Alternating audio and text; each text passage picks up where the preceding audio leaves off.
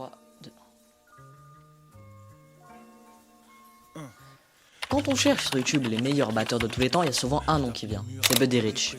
J'aimerais bien faire une vidéo sur lui, mais sa carrière est beaucoup trop longue, mais bon, passons.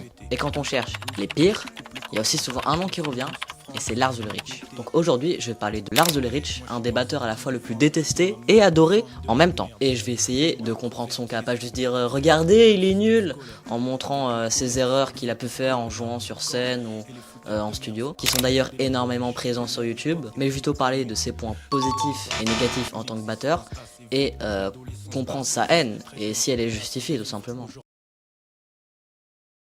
Lars ruins the band. See headline. Happy Friday.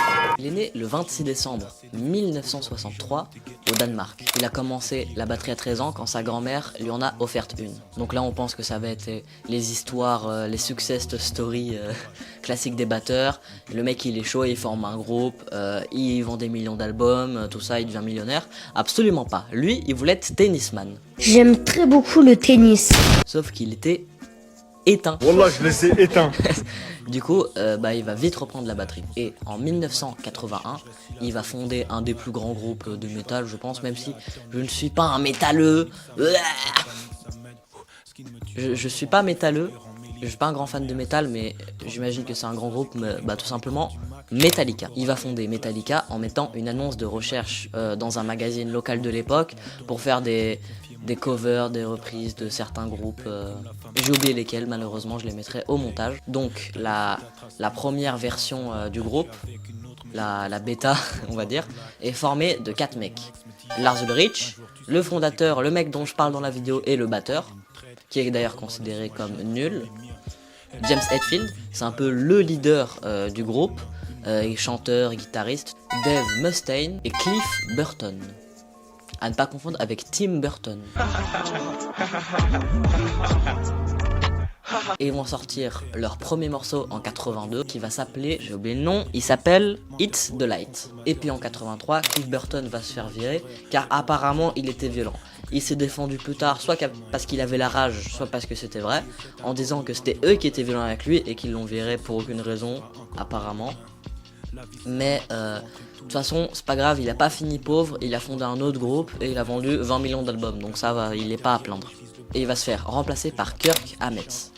Donc ça va être à peu près les 4 qui vont créer le premier album du groupe, qui s'appelle Kill Them All. Tue-les tous en gros. Puis en 84, le deuxième album de Metallica, Ride the Lightning, va sortir. Et en 86, le troisième album est peut-être un des plus appréciés, Master of Puppets. Et chacun des albums des 3 dont j'ai parlé va marcher mieux que le précédent. Puis en septembre 86, malheureusement, un des membres du groupe va mourir dans un accident de tourbus, ce qui va renforcer les liens entre les membres du groupe et ce qui va faire que le batteur Lars Ulrich va pas se faire virer. Donc j'ai à peu près raconté l'histoire des débuts de Metallica. Donc maintenant on va pouvoir passer aux points négatifs et positifs de Lars Ulrich. Alors, veuillez m'excuser si j'ai pas trouvé énormément de points positifs pour ce mec, il n'y a pas grand chose à dire sur lui, niveau positif. Alors, c'est un bon batteur, je dis pas qu'il pue la merde, mais j'ai pas trouvé énormément de gros points positifs. Mais j'en ai trouvé un. Point positif, sa carrière. Le mec, il a vendu des millions d'albums, il est millionnaire, il a une carrière de 40 ans dans un des groupes les plus influents du métal, un des meilleurs groupes de métal de l'histoire. Voilà, c'est déjà pas mal. Et puis, les points négatifs. Déjà, son tempo, apparemment ça lui arrive souvent sur scène de baisser la vitesse, augmenter la vitesse, il baisse, il augmente, il baisse, ce qui est pas bon, j'imagine que vous l'imaginez, sans compter que en musique la batterie c'est un peu le moteur, ça veut dire que tout le monde suit le tempo du batteur, donc si le batteur ne sait pas bien faire son tempo, ça pue un peu la merde. Ensuite, deuxième point négatif, apparemment ses dynamiques seraient très nulles. Alors ça c'est un peu dans tout le métal, mais en gros il joue très fort tout le temps. C'est ouais, je joue fort, ouais, mais tu contrôles. En fait, pas mal de batteurs qui font ça. Ils jouent très vite, mais ils contrôlent pas. Du coup, ils jouent très fort. Si un mec joue très vite et qu'il joue lent, il joue très bas, ça veut dire qu'il contrôle. Un mec qui joue très vite et qui joue très fort, il contrôle beaucoup moins. Alors, conclusion, la haine qu'il reçoit est-elle justifiée? Alors, pour moi, non, absolument pas. C'est un très bon batteur, limite même meilleur que moi. Énorme carrière, mais sur internet il reçoit des critiques vénères, genre ouais il ruine le groupe, il est nul quoi. Alors que c'est faux, il est pas nul. Quand on voit les vidéos, c'est pas incroyable, mais il joue plutôt simple. Mais il le fait plutôt bien, quoi. Mais les gens le critiquent à mort, quoi. Et c'est pas gentil d'être méchant, donc arrêtez s'il vous plaît. Après, de l'autre côté, je pense que le gars n'en a rien à battre parce qu'il est millionnaire, il est riche. Alors que nous, on est pauvres et on pue la merde.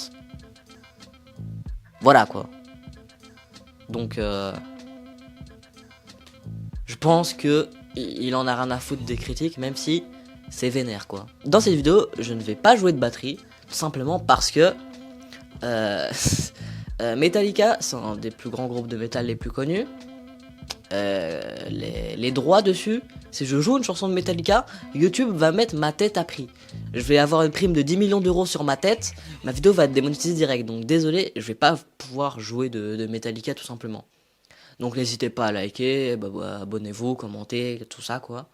Et bah merci d'avoir regardé. Tiens des renvois nuage. Abonnez-vous à la chaîne. Allez un petit mot nuage. Il veut partir, au revoir.